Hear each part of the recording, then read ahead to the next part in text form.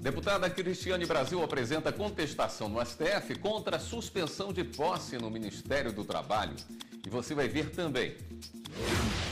STJ confirma início da execução da pena de policial federal condenado na Operação Lava Jato.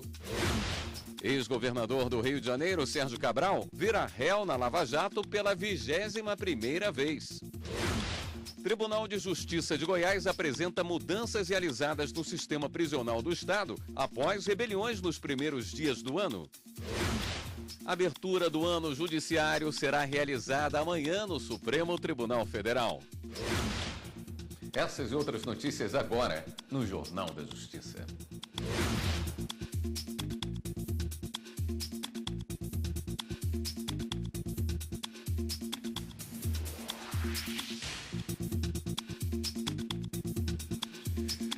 Boa noite. A deputada federal Cristiane Brasil contestou no Supremo Tribunal Federal a suspensão da posse dela como ministra do Trabalho. No documento, a defesa da parlamentar nega que condenações por dívidas trabalhistas inviabilizem Cristiane Brasil de assumir o cargo, defendendo a competência do STJ para decidir sobre o caso. A defesa também apresentou um breve histórico da deputada em cargos públicos desde 2003. Advogados que pediram a suspensão da posse alegam que a deputada não tem expertise na área ou experiência política para assumir o Ministério do Trabalho e que pesa contra ela fatos desabonadores em referência às condenações trabalhistas. Ainda não há data para o julgamento do caso.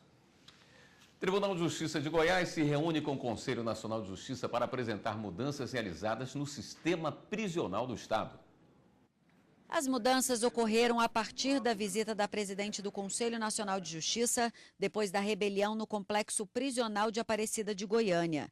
As principais iniciativas determinadas pela ministra Carmen Lúcia e cumpridas pelo Tribunal de Justiça de Goiás são: início do cadastramento dos presos.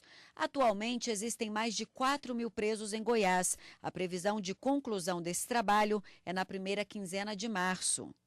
Novas varas de execução penal. Há previsão ainda de criação de mais 6 varas de execução penal, que vão se somar às 2 que existem em Goiânia. As novas varas serão distribuídas no interior do estado. Um mutirão também foi realizado nas varas penais, resultando em mais de 2.000 atos judiciais. Elaboração de um programa específico para presas grávidas e lactantes. Compra de tornozeleiras eletrônicas. O governo de Goiás planeja também adquirir cerca de 4.000 desses equipamentos para uso na região metropolitana de Goiânia. E retirada de armas de dentro do sistema prisional. Na reunião de hoje no TJ de Goiás, representaram o Conselho Nacional de Justiça o conselheiro Márcio Schiffler e o secretário-geral do CNJ, Júlio Ferreira de Andrade. O Superior Tribunal de Justiça mantém processo de extradição ao Brasil de empresário investigado pela Operação Lava Jato. Raul Schmidt Felipe Júnior foi preso em agosto de 2015 em Portugal, sob indícios de que ele teria intermediado ou efetuado pagamento de vantagens indevidas a pelo menos 3 diretores da Petrobras, o que evidenciou os crimes de corrupção, lavagem de dinheiro e associação criminosa. Após a decisão judicial, o pedido de extradição foi encaminhado pelo Ministério da Justiça ao Ministério das Relações Exteriores em março de 2016. Para a defesa, o Ministério da Justiça estaria atuando de forma ilegal ao dar prosseguimento ao processo, já que o empresário deveria ser tratado como cidadão português nato e, pelo princípio da reciprocidade, não poderia ser extraditado para o Brasil. Mas o ministro Humberto Martins, que está no exercício da presidência do STJ, destacou que a Procuradoria-Geral de Portugal e o Tribunal da Relação de Lisboa emitiram pareceres que autorizam a extradição. Com isso, em decisão liminar, Humberto Martins negou o pedido de suspensão do processo de extradição do empresário. O mérito do habeas corpus ainda vai ser analisado pela primeira sessão do STJ. O ministro Dias Toffoli, do Supremo Tribunal Federal, intimou o líder do governo no Senado, Romero Jucá, a se manifestar sobre as suspeitas de que, em troca de propina, fez lobby nos Correios para a Confederação Brasileira de Tênis. Jucá negou as acusações e pediu que a apuração fosse arquivada. Mas a Procuradora-Geral da República, Raquel Dodge, pediu ao STF novas diligências. O ministro enviou um inquérito à Polícia Federal para investigação. A decisão foi tomada antes do recesso, mas só foi publicada hoje no Diário da Justiça Eletrônico. Polêmico, mas legal. É o auxílio reclusão pago a dependentes de preso que trabalhava com carteira assinada, recolhia para o INSS e era o único provedor da família. Mais de 720 mil brasileiros estão presos atualmente, segundo o levantamento do Ministério da Justiça. Além de ser um dado que preocupa, por estar acima da capacidade da estrutura prisional, muitos desses detentos eram os únicos provedores das famílias. A lei que estabelece a concessão de benefícios da Previdência Social garante à família de um preso que trabalhava com carteira assinada o direito de receber o auxílio reclusão. A ajuda é exclusiva para a família e por tempo determinado. O benefício de auxílio reclusão ele é um mito na sociedade. Muitas vezes as pessoas não sabem o que ele realmente é. De fato, ele é um benefício pago aos dependentes do preso, ou seja, a família do preso, os filhos e aos cônjuges ou companheiros, tá? E não ao preso. O benefício não é pago ao preso de forma alguma, mas sim aos dependentes que se enquadram nessa condição de dependente. E outra coisa, ele não é pago para qualquer preso, ele é pago para aquele presidiário que era segurado da Previdência antes de ser recolhido à prisão. Para receber o benefício, a família dependente do preso deve procurar uma agência do INSS e solicitar o auxílio reclusão. Para dar entrada no pedido, é necessário apresentar documentos de todos os membros da família dependente e declaração de recolhimento de cárcere, emitida pelas unidades prisionais. A análise do perfil de baixa renda, o INSS vai fazer de acordo com a remuneração do preso no último emprego ou no último mês anterior que ele fez o recolhimento. E esse valor não pode ser superior a R$ 1.319. Tá? Então, esse valor é o que classifica aquela família como de baixa renda. Independentemente do número de familiares, o valor máximo do auxílio reclusão é de R$ 1.292,43. Nos últimos 10 anos, o número desse tipo de benefícios pagos pelo INSS aumentou 5 vezes, dado que, segundo o Departamento Penitenciário Nacional, atinge somente 1% das famílias de todos os detentos no Brasil. Cessados os motivos da prisão, o benefício é automaticamente cancelado, ainda que a pessoa perca o emprego que detinha antes do início da privação da liberdade. A Justiça Federal no Rio de Janeiro aceitou hoje mais uma denúncia contra o ex-governador do estado, Sérgio Cabral, que se torna réu pela 21ª vez da Operação Lava Jato. A denúncia apresentada ontem pelo Ministério Público Federal é relativa à lavagem de dinheiro e ao desdobramento das operações Calicute, Mascate e Eficiência. Sérgio Cabral já foi condenado 4 vezes na Justiça Federal. A pena total ultrapassa 87 anos de prisão. Vamos a um rápido intervalo e voltamos a seguir com outras notícias. A abertura do ano judiciário será amanhã no Supremo Tribunal Federal. A gente volta já já.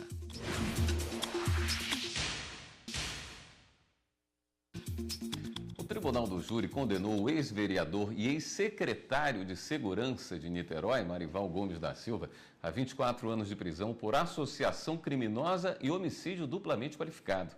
De acordo com a sentença, o crime foi determinado pela quadrilha chefiada pelo ex-secretário, que é ligada à exploração de jogos de azar. A vítima, Carlos Elmir Pinto de Miranda, que também fazia parte da associação criminosa, foi assassinada em 2012. Marival também já foi policial civil e estava preso desde agosto de 2014. O Comitê Gestor da Identificação Civil Nacional já tem um aplicativo desenvolvido para o Documento Nacional de Identidade. O DNI usa como base os dados biométricos da Justiça Eleitoral e do Sistema Nacional de Informações de Registro Civil. A iniciativa partiu do TSE para criar o documento único. O aplicativo foi apresentado numa reunião no TSE com integrantes do Comitê Gestor. O documento digital vai ser disponibilizado para os sistemas Android e iOS. Basta o cidadão fazer um pré-cadastro no aplicativo e ir a um posto de atendimento para validar o registro. Segundo os desenvolvedores, o sistema apresentado é seguro para resguardar os dados do eleitor. Pensamos em um conjunto de soluções junto com o planejamento, junto com o TSE, junto com o próprio SERP, para conseguir criar uma solução realmente completa e que pudesse atingir os níveis de segurança internacionais. Hoje o DNI é o documento digital mais seguro do mundo. As informações vão ser armazenadas e atualizadas pelo TSE. O tribunal também vai ser responsável pelo acesso à base de dados. O aplicativo vai ser testado primeiro por servidores do TSE e do Ministério do Planejamento, para depois ser colocado à disposição do cidadão, que vai passar a ter a opção para unir todas as informações do título de eleitor, carteira de identidade, certidão de nascimento e CPF num documento só. Apesar de ser um documento digital, tem várias tecnologias associadas lá que vai permitir que o cidadão consiga fazer o famoso cara crachá offline, usando o QR Code lá, que é uma solução que o SERPRO desenvolveu. Então você vai conseguir ler, você como cidadã brasileira, conseguir ler uma outra carteira de um outro cidadão, sem precisar de internet e verificar que aquele documento é autêntico. A cerimônia de abertura do ano judiciário será realizada amanhã, às 9 horas da manhã, no Supremo Tribunal Federal. À tarde, já começam os julgamentos. Quem está aqui comigo tem todos os detalhes, é a consultora jurídica da TV Justiça, Karina Zucoloto. Karina, boa noite. Boa noite, William. Dia cheio, começamos cedo. Exato. E temos já uma previsão do que pode aparecer na pauta? Na pauta de julgamentos prevista para amanhã, na quinta-feira, nós temos apenas um caso que envolve a possibilidade ou não da Anvisa restringir o uso de cigarros ou desses produtos fumígenos com sabor. Mas há uma grande expectativa, William, sobre alguns processos que tiveram julgamentos iniciados no ano passado e que podem vir a ser discutidos nestes primeiros semestres de 2018, a partir de amanhã, com a abertura, como você disse, do ano judiciário. Vários temas importantes e polêmicos foram decididos em 2017, mas alguns temas delicados ficaram para 2018 e há uma expectativa de que eles retornem ao plenário do Supremo Tribunal Federal. Um deles teve o início do julgamento em maio do ano passado, de 2017, e em junho de 2017 houve um outro pedido de vista, interrompendo aquele julgamento que é uma grande expectativa para este primeiro semestre ou talvez até para o ano de 2018. Trata-se da prerrogativa de foro em razão da função exercida por determinadas autoridades, em que a Constituição prevê qual é o tribunal que vai julgar determinadas autoridades que possuem essa prerrogativa determinada pela Constituição, caso venham cometer algum crime, algum delito e sejam por esse crime acusadas. O ministro Luiz Roberto Barroso, quando iniciou o julgamento, e ele trouxe essa discussão numa questão de ordem ou uma ação penal, disse que deve haver uma interpretação restritiva dessa prerrogativa de foro prevista na Constituição. Ou seja, ao invés de se interpretar da forma como é hoje, o parlamentar, a pessoa quando se torna parlamentar e detentora de mandato eletivo, por exemplo, se ela for deputada federal, eleita deputada federal, a partir da diplomação, quem vai processar e julgar esse deputado é o Supremo Tribunal Federal. E se amanhã ele não se reelege, o Supremo deixa de ser o que a gente chama de juiz natural e o processo volta para a primeira instância. Durante esse julgamento, os ministros chamaram esse trânsito do processo de elevador processual. E para evitar que isso aconteça, o ministro Luiz Roberto Barroso propôs a seguinte solução. Devemos interpretar a Constituição no sentido de que, uma vez diplomado, o processo somente teria direito à prerrogativa de foro se o crime cometido tivesse acontecido durante o exercício do mandato ou da função por ele exercida, e caso o processo já estivesse em fase final de conclusão, que a gente já tivesse encerrada a instrução processual, com as alegações finais, que é uma peça final, apresentadas, a competência daquele tribunal se prorrogaria ou seria mantida para que houvesse a sentença, ainda que o deputado deixasse de exercer aquele cargo ou não se reelegesse ou fosse diplomado em outro cargo. Essa decisão do ministro Luiz Roberto Barroso foi seguida por outros 3 ministros, mas o julgamento foi interrompido em razão de um pedido de vista do ministro Alexandre de Moraes. Então, é uma grande expectativa para a retomada deste tema. Um outro caso, que não teve o julgamento iniciado, mas sim uma discussão para saber se o recurso extraordinário teria ou não repercussão geral reconhecida, trata da chamada candidatura avulsa. E como esse ano é um ano de eleição, é possível que esse tema seja reavivado, né, em todos os tribunais eleitorais. Nesse caso, também da relatoria do ministro Luiz Roberto Barroso, o ministro propôs que a repercussão fosse reconhecida para se discutir se um candidato a um determinado mandato eletivo pode registrar a sua candidatura sem estar filiado a qualquer partido político. Trata-se aqui num caso concreto em que um advogado no estado do Rio de Janeiro, ele pretendia se candidatar a prefeito do município do Rio de Janeiro nas eleições de 2016, mas teve indeferido pelos tribunais eleitorais esse registro justamente por não ter filiação partidária ou ser um candidato avulso, promover uma candidatura avulsa.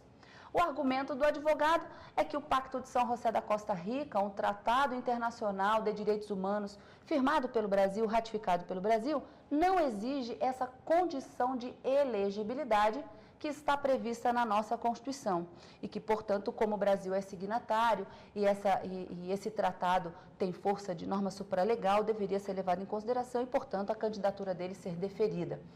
Para o ministro Luiz Roberto Barroso, essa discussão ela é bastante aflorada na doutrina e isso pode ser reavivado, portanto, nesse ano de eleição. Nesse caso, somente a repercussão geral foi reconhecida, como eu disse, o julgamento ainda não foi iniciado, mas é uma grande expectativa para esse julgamento de 2018. Vamos aguardar, talvez, até nesse primeiro semestre. Transmissão ao vivo, claro, pela TV Justiça. Karina, muito obrigado. Eu que agradeço. Você vai ver no próximo bloco do Jornal da Justiça. Tribunal Superior Eleitoral registrou mais de 17 mil decisões nos últimos 2 anos. A gente volta em instantes.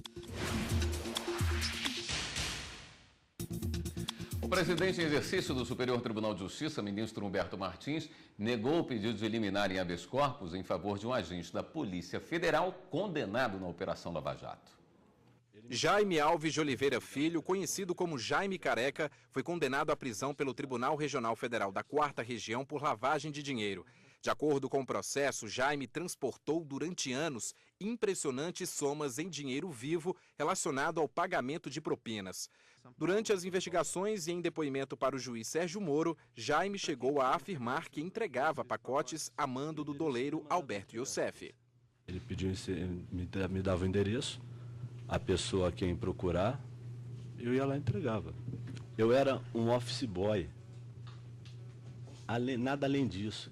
No habeas corpus, a defesa pediu a revogação da determinação com o fundamento de que a sentença condenatória garantiu ao policial federal o direito de recorrer em liberdade até que todas as possibilidades de recurso fossem esgotadas. Desta forma, o início do cumprimento da pena deveria aguardar o trânsito em julgado da condenação. O presidente em exercício do STJ, ministro Humberto Martins, não reconheceu qualquer ilegalidade na determinação. Segundo o magistrado, tanto o STJ quanto o Supremo Tribunal Federal possuem o entendimento de que é permitido o início da execução da pena após esgotadas as instâncias ordinárias.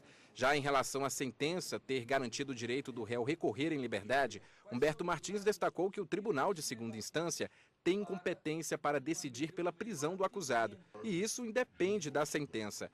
O mérito do habeas corpus ainda será julgado pela 5ª turma do STJ. O Tribunal Superior do Trabalho negou o recurso de um bancário com deficiência que tentava aumentar o valor da indenização que receberá do banco. O trabalhador recorreu à Justiça por conta da falta de acessibilidade nas agências da instituição em que ele trabalhou em Campinas, no interior de São Paulo. O bancário tinha dificuldade para se movimentar devido a um tumor na medula. Em 2 agências do banco onde ele trabalhou, não havia elevadores e ele era obrigado a subir escadas para ir ao refeitório e aos banheiros. Em primeira instância, ficou reconhecido o dano moral e foi estabelecida a reparação em R$ 5.000. O TRT da 15ª Região, com sede em Campinas, aumentou a condenação para R$ 10.000. O bancário então recorreu ao TST, alegando que a quantia ainda não estava de acordo com a condição financeira do banco e o caráter pedagógico da indenização. Mas o relator do caso na 3ª turma, ministro Alexandre Agra Belmonte, explicou que o TST adota o entendimento de que o valor das indenizações por danos morais só pode ser modificado se as instâncias anteriores tiverem fixado valores fora dos limites da proporcionalidade e da razoabilidade, o que não foi o caso. Por unanimidade, a turma acompanhou o voto do relator para manter o valor da indenização em R$ 10.000. Mas depois do julgamento, as partes chegaram a um acordo em conciliação. Somando o valor da indenização e de outras quantias referentes a horas extras e intervalos não concedidos para descanso e alimentação, o banco pagará ao bancário o valor de R$ 80 mil. O Ministério Público Federal divulga levantamento sobre trabalho escravo no Brasil. Em uma só fiscalização, pelo menos 16 pessoas em situação de trabalho escravo. 2017 foi um ano intenso contra esse tipo de crime, não só para o Ministério Público Federal. 73 ações penais começaram a correr na Justiça Federal. Os estados com maior concentração de denúncias de trabalho escravo foram Tocantins, Minas Gerais, seguidos por Bahia e Maranhão. Nesse mesmo período, 265 inquéritos policiais foram abertos e 283 procedimentos extrajudiciais autuados. O MPF tem assumido um papel de protagonista no combate ao trabalho escravo. No ano passado, participou de 11 operações de resgate de trabalhadores realizadas pelo Grupo Especial de Fiscalização Móvel, ao lado das Polícias Federal e Rodoviária Federal, do Ministério Público do Trabalho e da Defensoria Pública da União. Então, os nossos colegas acompanham essas inspeções no intuito de colher provas que sirvam para as ações penais. Porque, do ponto de vista do Ministério do Trabalho, é verificar se tem condições degradantes, se estão sendo pagos salários, não são, como são as condições dos trabalhadores. Mas, do ponto de vista penal, nós precisamos saber quem são aquelas pessoas que estão lucrando com aquele trabalho degradante, aquele trabalho escravo, das pessoas que serão liberadas. O Ministério Público do Trabalho libertou trabalhadores rurais em situação semelhante à escravidão em Riachão das Neves, na Bahia. No total, 407 trabalhadores foram resgatados no ano passado. Para combater de forma mais eficaz o trabalho escravo, vários órgãos atuam de forma unida. Apesar dessa força-tarefa contra esse tipo de crime, especialistas da área consideram que o número de condenações ainda é pequeno. A demora para julgar os casos contribui para adiar a punição. Infelizmente, exemplos não faltam. Na cidade de Pirajuí, interior de São Paulo, a condenação de 3 pessoas que mantiveram ao menos 10 trabalhadores em condições análogas às de escravo em uma carvoaria demorou praticamente uma década. Em Nova Bandeirantes, no Mato Grosso, a sentença que condenou o gerente de uma fazenda por submeter 19 trabalhadores, 3 deles menores de 18 anos, a condições degradantes e jornadas exaustivas, veio 8 anos depois do flagrante. 2017 ainda ficou marcado pela polêmica decisão do Ministério do Trabalho, que dificultou a confirmação do trabalho escravo. O MPF entrou com uma recomendação contra a medida, que acabou sendo anulada pela ministra Rosa Weber, do Supremo Tribunal Federal. O trabalho escravo, nas formas contemporâneas, ele tem que ser combatido pela República Federativa do Brasil, pelas instituições, pelo Estado brasileiro, não importa quem esteja no Poder Executivo, e em conjunto com aqueles que detêm a atribuição para combater o trabalho escravo. O ministro Gilmar Mendes se despede na semana que vem da presidência do TSE depois de quase 2 anos. 3 diretrizes fizeram parte da gestão: integração, transparência e eficiência. Já no primeiro dia na presidência do TSE, o ministro Gilmar Mendes se reuniu com os presidentes dos tribunais regionais eleitorais. Na época, ele destacou a importância de uma gestão participativa com os TREs. Nós vamos ter aí um modelo de portas abertas, vamos ter um diálogo bastante franco, não só comigo, mas também com toda a equipe do TSE, e da parte deles também há uma grande abertura e nós queremos realmente compartilhar experiências exitosas. Para isso é preciso que haja integração. Para isso, auditorias integradas foram realizadas e os processos de trabalho passaram por uma reformulação. A Justiça Eleitoral adequou o orçamento para atender à emenda constitucional número 95 de 2016, que limita o aumento dos gastos públicos à variação da inflação. O tribunal também investiu em ações sustentáveis, como a usina fotovoltaica. O sistema de geração de energia por luz solar está no anexo do TSE e deve reduzir o consumo de eletricidade em 20% ao ano. A usina irá operar com 3.080 módulos de 40 volts de energia cada um, e a nossa estimativa é de que em menos de 7 anos, talvez menos mesmo, 5 anos, 6 anos, os custos com a implantação sejam pagos com a economia gerada. A contenção de gastos também foi realizada com o rezoneamento eleitoral, economia de cerca de 74 milhões aos cofres públicos. O modelo corrigiu distorções no quantitativo em zonas eleitorais. Continuará tendo zona, mas menos zonas eleitorais, e remanejar essas zonas né, transformar isso para locais de mais deficientes e transformar uma parte disso também em posto de atendimento, para que o eleitor não seja prejudicado. Um ajuste que foi feito sem prejuízo algum ao eleitor. Eu vou dar a oportunidade de criar novos postos de atendimento, com estruturas às vezes mais enxutas, mais simples, mas para pessoas que antes tinham que viajar vários quilômetros para, enfim, trocar o seu título de eleitor ou regularizar a sua situação eleitoral. O Jornal da Justiça fica por aqui. Uma boa noite para você e continue aqui na TV Justiça.